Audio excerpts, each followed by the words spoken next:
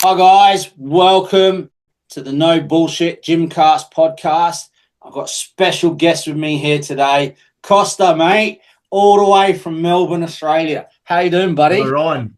Bit of a time difference, early morning here, late night there, but we make Yeah, it man. happen. Killer. Yeah, well, come on, it is like nearly like midnight here in the UK. Yeah, So, mate, give us a little intro on you. We met probably what, night 2018? We met 20s, nah, earlier than that, I reckon like 2015, 27, probably 2016. 2017, 20, yeah, something around there. Yeah, Yeah, 2017, 20, yeah, it would have been 2018. around then. Yeah, Yeah, yeah, man. nearly going back 10 years ago. Yeah, nearly. Crazy, man, time flies. It is crazy. Give us an intro, mate, on Uh, 747. yeah, mate, so I'm Costa Drak, owner of 747 Fitness. I've got a facility out here in Melbourne, Australia, in the southeastern suburbs. I've had now my facility for 14 years. I established it. Well, I've been in the health and fitness industry for more than 15. I've been in the same facility pretty much for 14 years now. Yeah, and we do group training, personal training. We do some online training, and then we do remote training as well for people that can't get to us and still want to be coached. That's what we do, and that's what we stand for. So we want to pretty much cater to anybody. We work with professional athletes to improve their physical performance. We also work with the general pop that want to lose weight, and then we also work with people that want to do martial arts. Because growing up, I've had a martial arts background, and I used to compete in professional kickboxing. So our business has different layers to it, and then certain people look after certain areas of the business as well. Cool, man. Cool. So, Costa, I know you guys, you do a lot of teenagers, don't you, mate? Like a lot of Yeah, we training. specialize in the youth and Yeah. more from a performance based, but I still get the youth that come in, that parents bring them in, that want them to become better and be healthier and then be fitter. So obviously through the journey of that, I've seen a lot of trends and a lot of things. So, yeah, obviously, for the guys who don't know, Melbourne is a big AFL city, isn't it? So, Yes, yes. So it's a massive AFL. It pretty much overrides all the other sports here, and then obviously in mainstream media they put that first.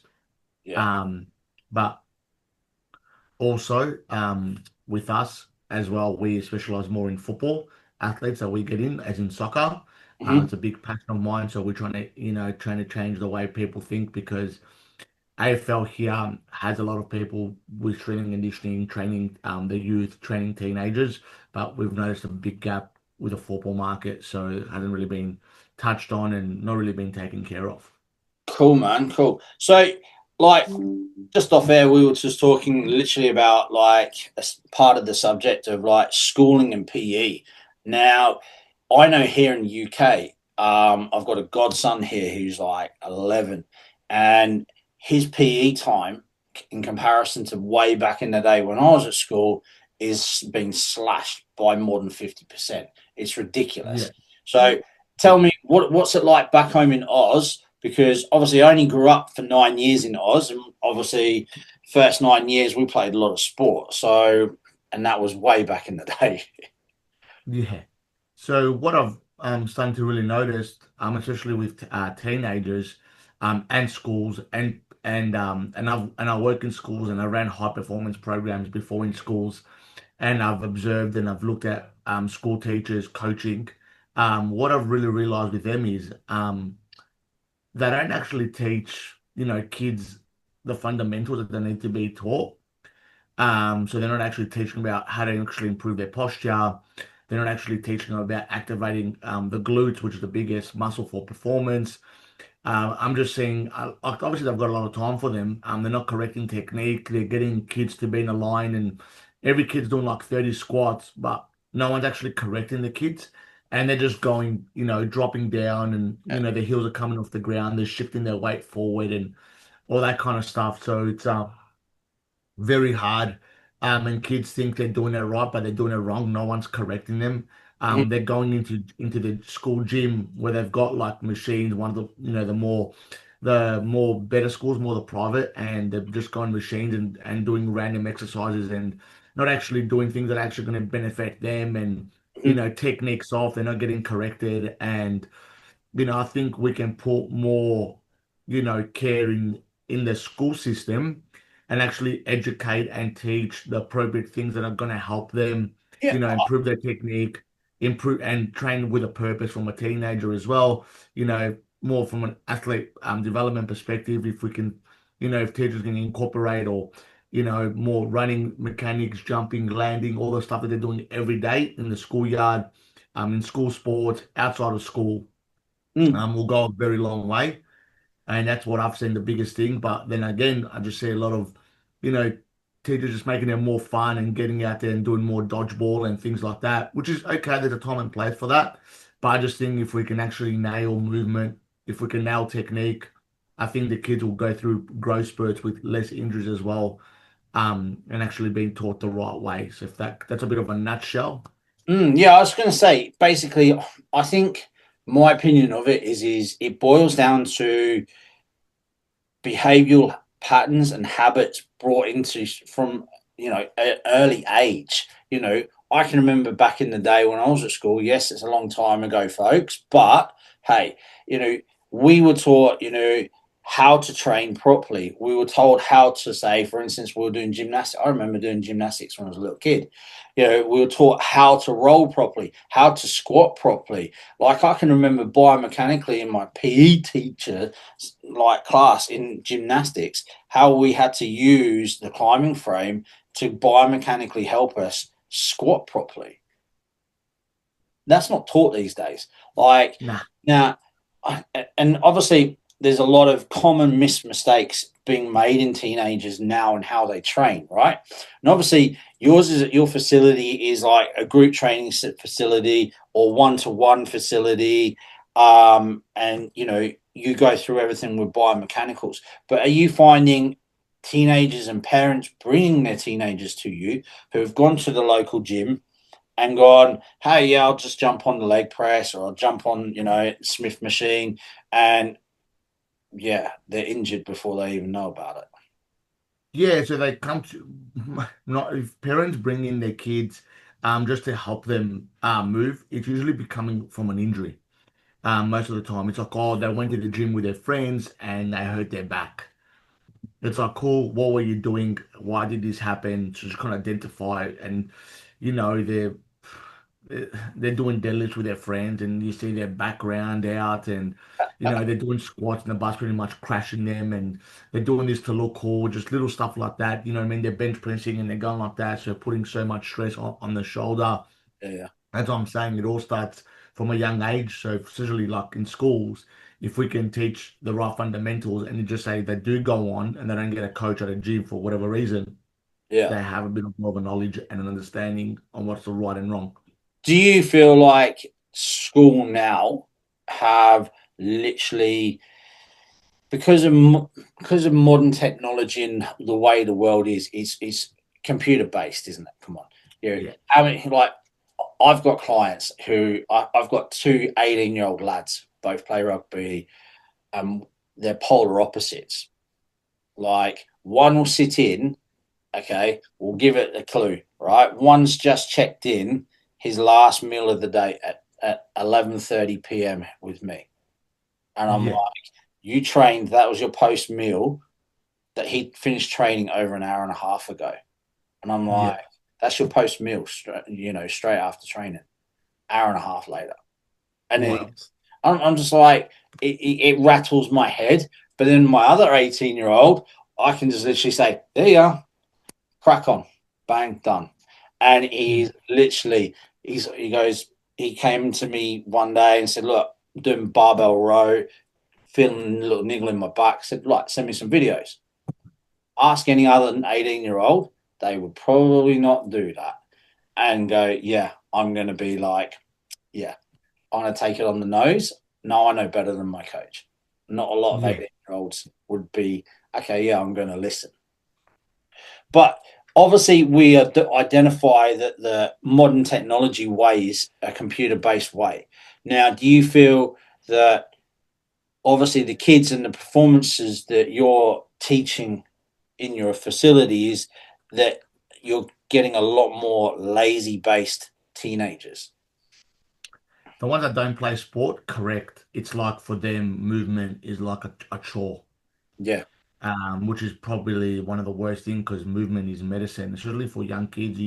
We know the benefits of exercising, right? We Mm. want kids to be moving, just to really help them with their confidence, their self-esteem, to Oh feel yeah, good. And then you've got the kids that have become extremists. So what I've realized, if you don't play sport to improve your athletic performance, I think we've got two people that they'll go to the gym just to get big because I've seen so much social media influencers that say they're jacked guy, but really deep down they don't know that they're taking steroids and they're jacked out like this and their veins are like this because of this reason and they're getting, you know, XY results is because they're so big. yeah. Right, and they've taken X amount of stuff to get there. And then you got the other spectrum that for them it's a chore. So I've realized there's like two ends to the spectrum. Like teenagers, if they play the sport and they want to improve their performance and get fitter, like if they play footy, so they want to do in the off season to keep it going, Yeah, or yeah. if they're playing, high level sport and they want to improve their athletic performance, speed, strength, power, that's it, like in the middle on the high end. And if people that want to, look like jacked and look like a bodybuilder, they're on the high spectrum. And then you got kids that it's like, no, like, why am I even forced to even work out? But do you feel that the lower end of the spectrum is the tide is going from the lower end back in our day would have been this is none and this never happened. Like we used to play out in the street. I remember as soon as I left school, that was it. We were down the beach all day, like all evening until it was home time, right? Back in the day when I Yeah, was living in Oz, right? But obviously each country's different. But do you feel it's doing this at the moment? Because I certainly do even with like my adults, right? yeah, Like some of them are I've had hundreds of excuses given to me in the last probably year, like hundreds. I I ain't got think, time for this. I ain't got yeah, time for. But you've got time to watch TV, right? Yeah, yeah. I saw that series. Yeah, that's a really good series. Yeah, it was really good. But wait a second, that series is 15 hours of TV. correct. Can't. Now, what I've realized and what I'm starting to really see is there's so much technology. COVID happened, people turn lazy, right? Especially in Melbourne, most lockdown state, people behind their screens, they start to get used to that. Online coaching started to go up. So people just found like more of a comfort to staying inside. And now I've realized that people from actually exercising all that, they've actually become more of a hermit, staying home and doing things, opposing going out, and they actually don't want to do anything. But do you feel like since okay, we'll go back to the point of like COVID, right? Okay, because it's a good reference point, right? Before that, a lot of people would go to the gym in both countries, here in the UK and in Oz. Be out on the beach in Oz, probably be out in the countryside here in the UK, right? At certain times of the years, right? But do you feel like COVID has forced people to literally sit in and do nothing? Do you feel like Yeah, the world, okay, without definitely. going down the controversial way of like the conspiracy theories of COVID, etc., being a load of BS, and if you've got any intelligence, you'd have read up on it. That's all I'm saying on that. Is you most guys, most girls would be like, okay, yeah, I'm going to sit in at home now. Where prior to COVID, they weren't. Do you feel that, i.e., instead of getting a dopamine hit and you're getting your endorphin hits from the gym, people are now getting them through a screen going, oh yeah, I look like that. Or is it the fact of it is COVID has another issue caused to our industry? Every Tom, Dick, and fucking Harry thinks they're a fucking coach, and that information is overload. And now, because people have become more lazy, it's now we're looking for the quickest fix under the planet. Yeah, we're looking for the quickest fix, 100%. COVID has definitely changed things. I've seen a big shift, like I said before, with online coaching, Mm. right? People are starting to get into that behind the screen, doing all that, getting their program, working out from home. And to be honest, there's no accountability like that. So no one's actually really doing it and actually not even moving at all. They're like, yeah, I've done it, which they really haven't. Like people need to be true to themselves. COVID, a lot of people, like we said, in the fitness industry, there's no barrier to entry. So, people were setting up garage gyms, thinking they're personal trainers. You've got people that actually starting up online. Oh, I want to become a personal trainer. They started studying online PT in COVID. As like started studying actually doing it online. Sorry, but as we know, personal training is a face-to-face industry. How can you teach someone through a screen or how to correct the form with not actually having any exercise, any background in anything? And opposing these people is, they're going from finance or which I've seen into the fitness game because they think they can make good money. No Oh, idea how to look after someone. Start training teenagers. No idea putting cookie cutter programs in there. Kid does it. Kid gets injured. Kid doesn't feel good. Kids gets deteriorized. They don't want to go back into the gym. They've had a bad experience because they're sore. And that's another way of why teenagers do not actually want to pick up weights again and actually train because like, oh, last time I actually picked up a weight, I hurt my back. yeah. And it's basics of, I personally think, know what, like, I'm going to be archaic here, really archaic. Yeah, I don't think anyone under the age of 18 should yeah, have a modern apt phone. That's it. yeah. Just have a phone. Back in our day, we just played Snake, and that was it, mate. All you can do Yeah, is a and phone is a phone. Text and ring. Not I'm having maybe this it's like app. That. yeah, and I'm in change rooms as well, and I'm in group chat with a lot of the boys, and they're in the change rooms, they're all getting ready, and then you've got one, and I was there, and I get a notification, one of the boys writes fire up, right? For the boys. You're in the same room. You're literally in the same room, just like a half an hour before kickoff. You don't need to be writing that. I mean, you look at the kid, he doesn't even speak. So it's like, dude, just the human interaction, especially with teenagers, is starting to really drop. So Oh, we need them to exercise to make them feel better, which is going to help their self-esteem and it will actually engage them to be able to talk to more people as well. And that's what we want. We want to build, you know, teenagers that are going to be mm, confident, right? Not yeah, yeah, weak. definitely. And the more you stay home, the more you isolate yourself from society, right? It's one of the worst ways. So you got to get out there, you got to get moving. And then if you do go to a gym, like it's good because you're surrounded by people as well. And, everyone's trying to better themselves, regardless what gym you go to. Everyone's going there for a purpose to Definitely, get better. definitely. I had this on one of my previous podcasts with my old coach about bodybuilding back in the day. Now he used to own a gym. We used to go. We did leg Sundays, and I'm telling you, there was people who had never ever competed before to people who have like jumped on, Arnold Classic stage, right? In this group, and we never, not once, did we not back each other the whole way Yeah, through that Sunday leg session, right? You do that nowadays, nah, that wouldn't happen. It's yeah, it's almost like yeah, the world has become self-absorbed and it's only me, me, me, me, me, me, and I can't actually communicate with another human being. yeah, It's not a correct. done thing unless it's done through a phone or an Yeah, app or this or that. Now, do you feel that obviously with teenagers becoming more and more, shall we say, glorified lazy, in my views, and I'm quite happy to take that on the chin from ladies and gents, is do you feel that it's not only affecting their body, as in strength, movement, and all of that, but from a mental capacity and their own self esteem and their own body, i.e., image. creating dysmorphia or I've got to look like this person, I've got to look like that because I've seen them on social media, or this influencer is like this. Do you feel that is now escalating at an alarming rate? Yeah. Big time.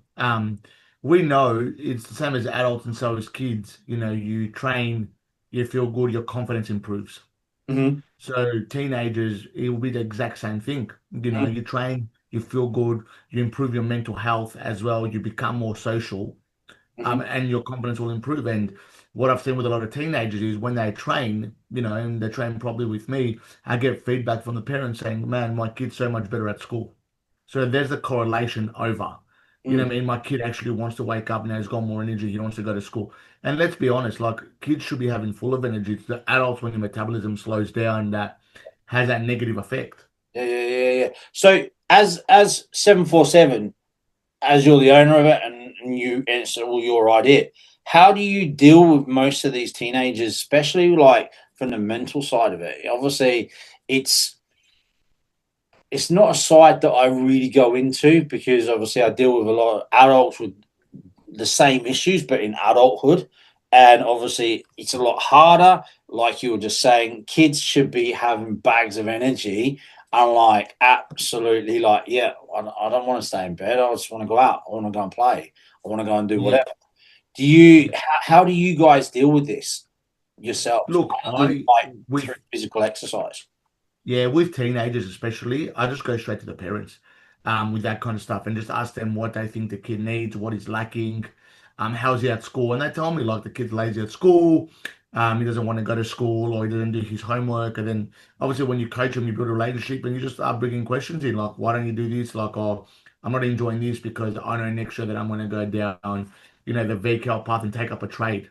So just little stuff like that, that I identify early on and I see what the parents think that the kid, really needs, and then I speak to them and then kind of meet in the middle, and then come up with a plan as well, just to making sure that I can help with those needs.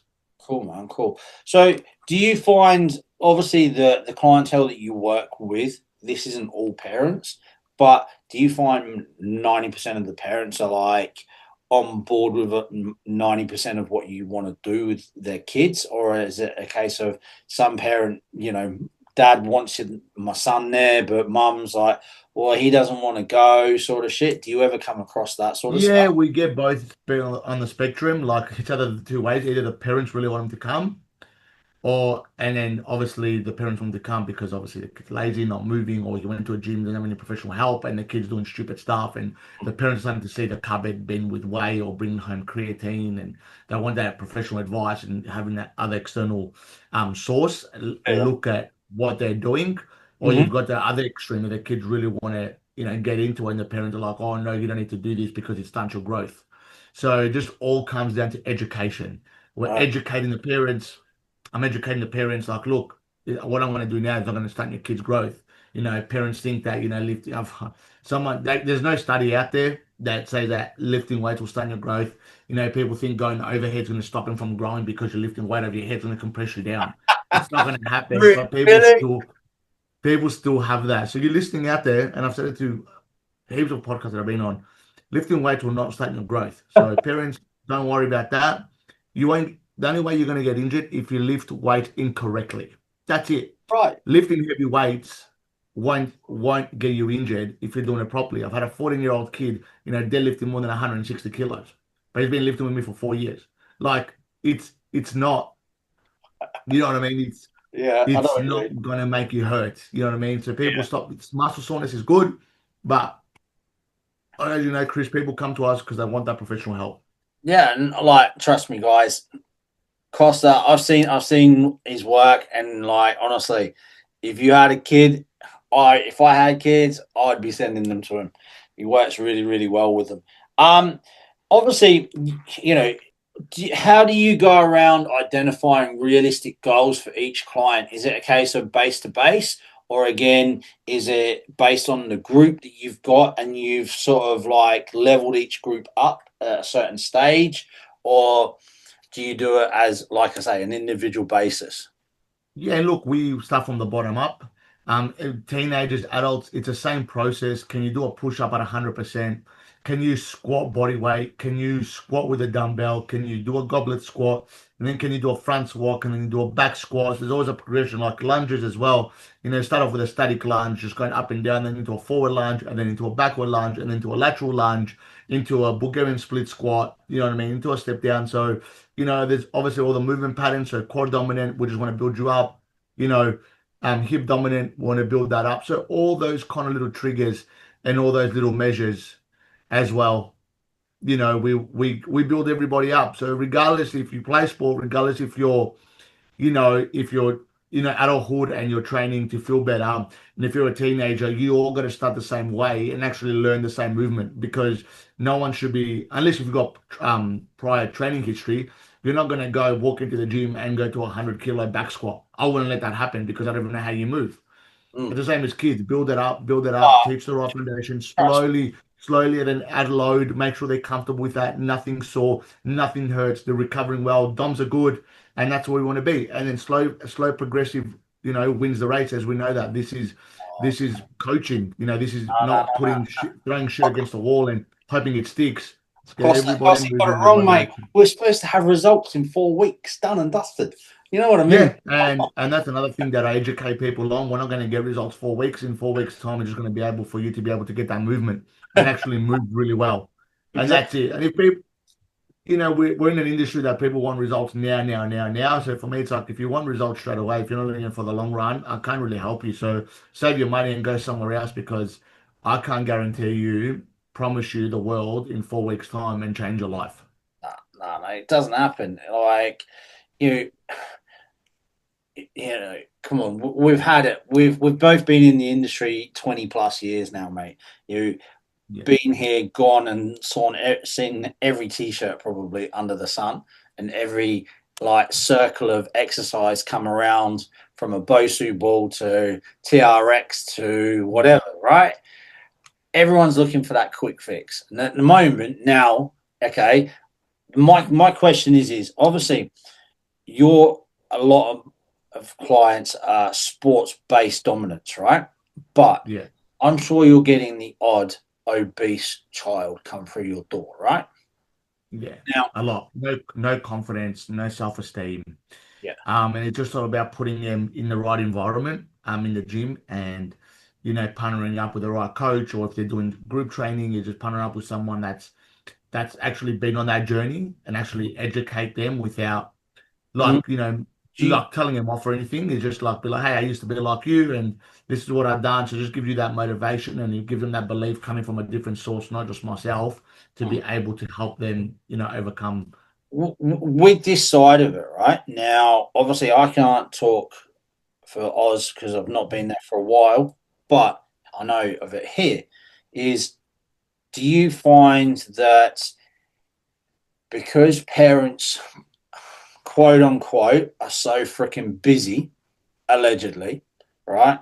But they're all right to watch 15 hours of like a good old series on Netflix, and still have their flapper coffee from Kosta or wherever else. Do you find that this is now stemming down into teenagers and obviously they come to you for help, but the problem is the parents don't like the educating way that we try to help them because obviously that applies more pressure in their so busy lifestyle they've already got. Do you find that this is an increasing problem with the obesity of kids? Yeah, it is a problem. But then, as like what I said to you earlier, it all becomes down the educational side. So it's just all about educating the parent when we start. And I always tell them like, you've come here professional help. Um, you've seen my work, you've seen what I've done. You've come here. We've got two options. We're either going to change, or you're going to keep doing the same thing. And I know change can be hard, but as we have obese kids, we do things that are slowly. Slowly cut out the midnight snacks. Slowly start to change the pantry from having sugary sweets to having no sugar. From going to a chocolate bar into a protein bar. Things like that. From getting them to get parents to really understand that Nutri-Grain, you know, Cocoa Pops, they're not good for you. Let's change that into having Wheat Bix, having your oats, having your eggs, good proteins, getting that. And obviously, over time, parents have to work with me because, as we know, the teenage body, the metabolism is racing real quick. So we're going to get really quick results opposing to someone that's older and their metabolism has slowed down because of age. And that's how it is. The older you get, the harder it is to lose weight. The younger you are, the quicker it is. So if we can build these foundations, they're going to, if their parents on a weight loss journey too, they're going to be 3 times quicker to get there than opposing to them only because of the way the body works. Yeah, yeah, definitely. Now, this I find this really interesting. Now, this one, obviously, research now is coming out even more in this is obviously rest and recovery, right? Yeah. Now, there's been the whole again, like the gym in the gym industry, there's this whole now phase of rest recovery, ice plunging, this sauna, infrared, that, do. How do you find trying to get teenage kids to actively rest? But at the same time, not stay up all night gaming until 2, 3 in the morning and getting some quality sleep. Yeah, look, kids are kids. Like, you and your adult, you cop a bump, you cop a corky, and if you're a kid, like you get off it straight away. Do you know what I mean? The muscle soreness and the recovery time is so much quicker as a kid. But what kids and parents need to understand that you want the kids to be getting 8 to 10 hours of sleep, because that's when the magic happens. That's when the actual right recovery comes in. That's when you actually, lose more weight, and that's when the muscles repair, right? Yeah, Um, so that's it. And as I say, like even from an injury perspective, you play sport and you go to the gym, like if you sleep less than 6 hours a night, you've got 1.7 times the amount chance of getting injured. yeah, So that's why sleep is so important. So if you look at a statistic like that, you sleep less than 6 hours, you're 1.7 times more chance of getting an injury. yeah, Why? Because you just couldn't sleep. So parents, you got to just put some things, install some good habits in the kids, like, half an hour before bed, no screens, you know what I mean? Because that keeps you awake. Be in the dark, have the kids in the dark room, because, these kids are on so much social media platforms, they get carried away, and by the time you know it, they're sleeping 3, 4 hours, waking up the next day tired, and that, yeah, that's your decision making, that's your cognitive, that's not being able to be good at school. So if you can start to implement good nutrition, okay, getting your protein, your fat, your carbs, getting a good sleep, getting them moving, getting them training, they're going to be better for the bigger task, which is work. They're going to do an apprenticeship or working after school, or they're going to be able to concentrate more and focus in class as well. And there's studies out there, and we've seen as well. And I get parents say to me, my kid, the teacher said he actually stayed on board for the whole class, opposing to staying there listening for 5 minutes and then zoning out and just scribbling on his book. So you get feedback like that. That's the importance of physical training, and look at the benefits that you get from it as well. yeah. It's cool, man. It's cool. It must be great working with the youngsters. And getting like parents giving you feedback like that. Now your opinion obviously is going to be greatly on this. Is would you say it's more beneficial to go and work with a PT as a teenager than it is as an adult? Look, I think they both need it. As we know, if kids don't like, kids don't forget. They remember everything. So if you start them from a young age and engrave those good patterns in and teach them the right form, they're going to carry that on to their adulthood. Exactly. And then, adults start training and they've had so many mistakes they haven't really been taught, and you're trying to refix them, or they've been taught away from one guy, a different from another person. So they're like, oh, I got told to do it this way, or he told me not to pinch my shoulders back, or he told me to have my heels off, like things like that. And you're trying to teach them, no, no, we're going to do it this way, and they're still going back to their old way. So it's a Yep. lot harder to change someone. Yep. But if you've got the youth and you start them from a good way from a young age, when they're adults, they're going to remember that and they're going to do it 100%. Definitely, definitely. I personally think kids should be doing at least 3 hours a week of PE at school. Yeah, At 100%. least. At least. And then I can remember, so my senior school here in the UK, I was playing two football or soccer games for you guys Yeah, in Oz a week. I was also playing for my local team. And then I got into the rugby union team, and I was playing. So I had two PE lessons a week. I was training twice a week with the rugby team. I was training with the under 21s as well at the same yeah, time, and we still had a match as well, yeah. all at 16. You know what I mean? So it's it's not like that these days. It's No. definitely not. So my biggest question to you in this whole topic is, and I'd really like to know, is you must get this a lot. I want to be like this influencer, or I've watched this from this influencer. I've watched that from this influencer.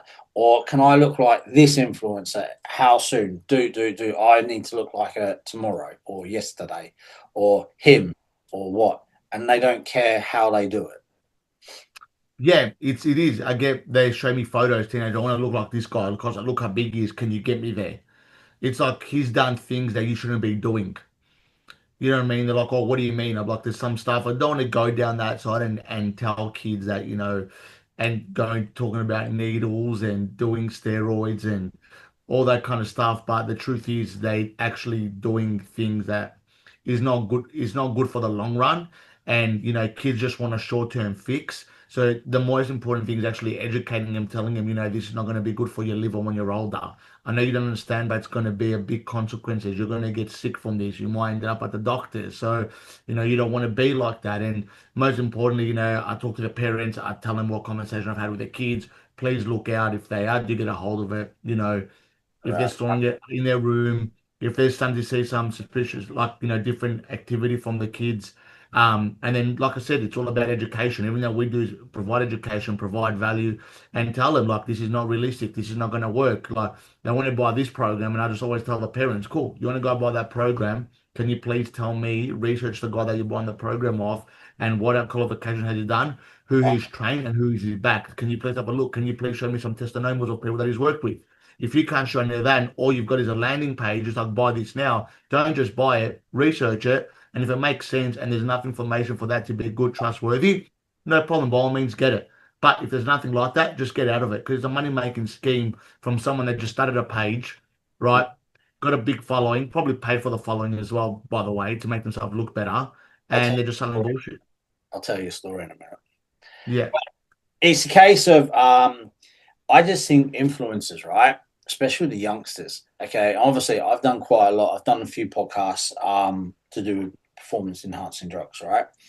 Now, obviously, I think it's a lot down to the influencers. They should come out and either say it. It's like you know, you will have heard of Lee Priest, yeah, legend. You know, bodybuilding back in the day isn't like bodybuilding like it is today. There's no, 100% differences, thousands of percent differences. But these influencers and people are, you know, how do I put it, guiding these kids in the wrong way. Totally, totally. There's a very big one in Melbourne actually. She did it to a 17-year-old girl who yeah, had basically she was bulimic and she'd been living off 800 calories for 3 years. And this well-known Australian female gave her a food plan with 1,800 calories and told her to eat it. Didn't care, just eat it. Next minute, she started to put a bit of weight on because she's been on 800 calories. Next minute, bang, started bulimia again. So it's not great. But yeah, I get what you're saying. So obviously, Costa, a couple of last questions before we wrap this up for you, mate. And I appreciate your time. Now, obviously, these are myths that I'll end all my podcasts on. Now, are boys naturally better at sport that you've found than girls? oh look, it's I'm putting you on the spot here, mate. yeah, yeah, he did. It's a hard one because I train a lot of high level athletes, and obviously you see the difference between male and female, and obviously the male hormones, they're different to the female hormones, Mm-hmm. and the way women and obviously men develop as well over time as well. So I think, women have more complexity in their body. They go through more than what we do, you know what I mean, with pregnancy and, periods and things like that and the cycle that they're in. So obviously it has a big, big effect of the way they perform at a certain time as well.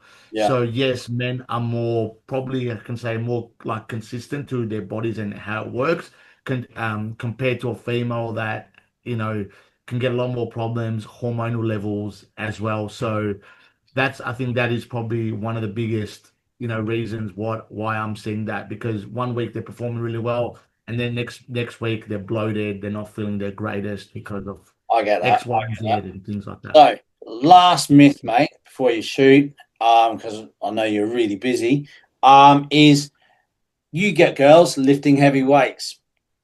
Should women or girls lift heavy weights? 100% they should, because you don't get injured, it doesn't stop your growth. End of Yeah. story. Debate's done for that one. People don't listen to all the bullshit that you hear. People just throwing it out there. Find me a study. If you find the study, send it back to me, because till this day I can't find anything. And then women are scared to lift heavy weights because they think they're going to look bulky and bodybuilder, and it's going to look jacked, and they're going to think they're going to look like Ronnie Coleman. No, you're not. We've busted that one many and many a time, mate, but it's always good to get someone else's opinion. But guys, girls, this is Costa from 747 in Melbourne. Thanks very much, buddy. I appreciate your Thank you, my time. brother. And next time, we'll catch up. Right.